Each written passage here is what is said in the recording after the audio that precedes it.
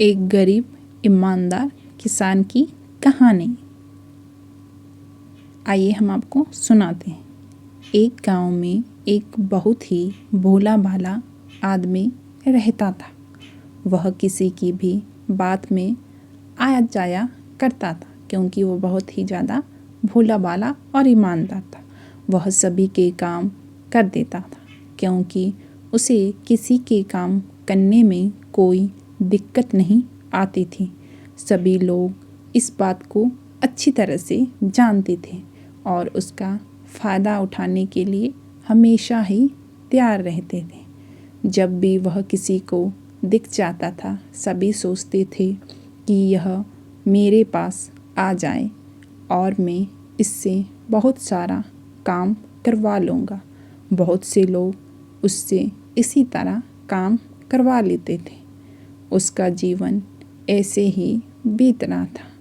वह हमेशा भगवान की पूजा पर बहुत ज़्यादा ध्यान लगाता था। वह जब भी मंदिर जाया करता था, भगवान को बहुत ही ज़्यादा मानता था। उसकी भक्ति में हमेशा ही डूबा रहता था।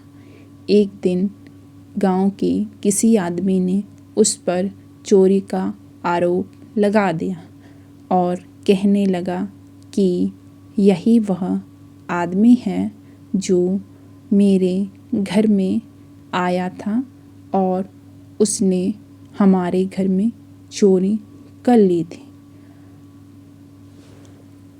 आगे की कहानी जानने के लिए थोड़ा सा वेट कीजिए।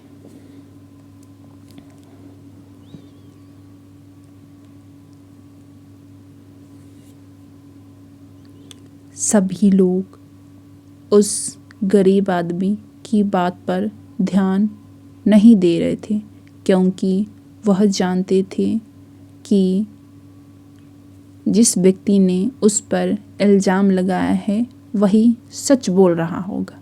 परंतु उस भले आदमी के बारे में कोई भी नहीं सोच रहा था। सभी को वह आदमी चोरी कर सकता है ऐसा लग रहा था।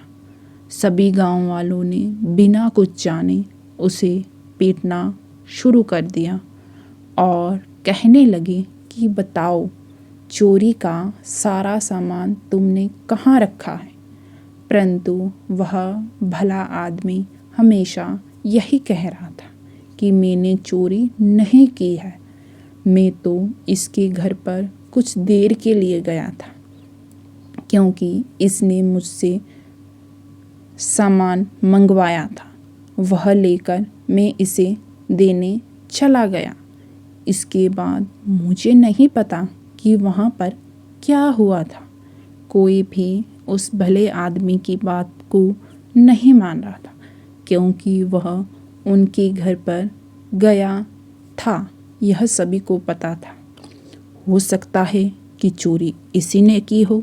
सभी आदमी उस गरीब इंसान को पकड़कर पंडित जी के पास ले जा रहे थे और कह रहे थे कि इसे क्या सज़ा मिलेगी वही तय करेंगे।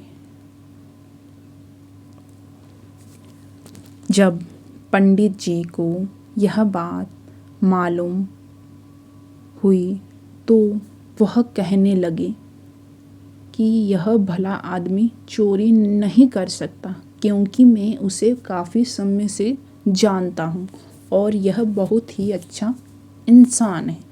परंतु कोई भी इस बात को नहीं मान रहा था। तभी अचानक बहुत तेज बारिश शुरू हो गई। सभी लोग बारिश से बचने के लिए मंदिर के अंदर खड़े हो गए। सभी आदमी कहने लगे, अगर यह एक सच्चा भगवान का भक्त है तो इसे परीक्षा देनी होगी, क्योंकि चोरी इसने नहीं की है यह तो हम मानने के लिए तैयार ही नहीं है।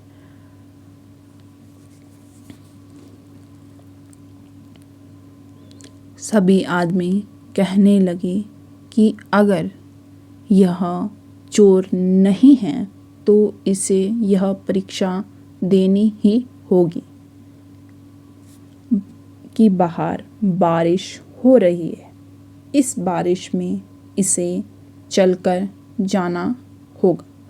अगर इसको बारिश की एक भी बूंद नहीं छुएगी तो हम मान ही लेंगे कि यह क्या है, एक सच्चा इंसान है और इसने चोरी नहीं की है। परंतु वह भला आदमी इस बारे में क्या जानता था। सभी आदमियों ने उसे बाहर जाने को कहा और जैसे ही वह बाहर गया तो बारिश की बूंद उसे छू भी नहीं पाई, क्योंकि बारिश बिल्कुल ही बंद हो चुकी थी। जैसे ही उस आदमी ने मंदिर से बाहर कदम रखा, बारिश बिल्कुल ही रुक चुकी थी। सभी लोग यह देखकर हैरान हो गए कि इतनी तेज बारिश एकदम रुक गई। ऐसा कैसे संभव हो सकता है। अब यह देखकर सभी गांव वाले लोग पछता रहे थे कि हमें भगवान के भक्तों पर परेशान नहीं करना चाहिए। सभी लोगों को उससे माफ़ी मांगने लगे और कहने लगे कि हमें माफ़ कर दो। वह आदमी कहने लगा कि तुम्हें सोच समझकर किसी पर इल्ज़ाम लगाना चाहिए। हो सकता है कि वह भी सच कह रहा हो। लोग इस बात को मानने लगे कि उसने चोरी नहीं की है।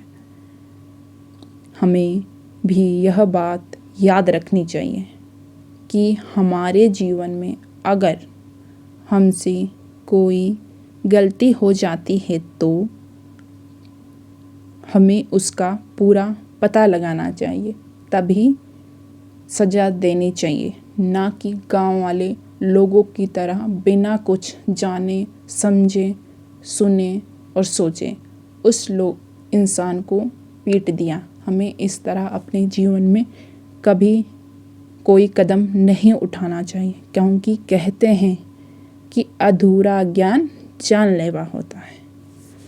Thank you and have a nice day.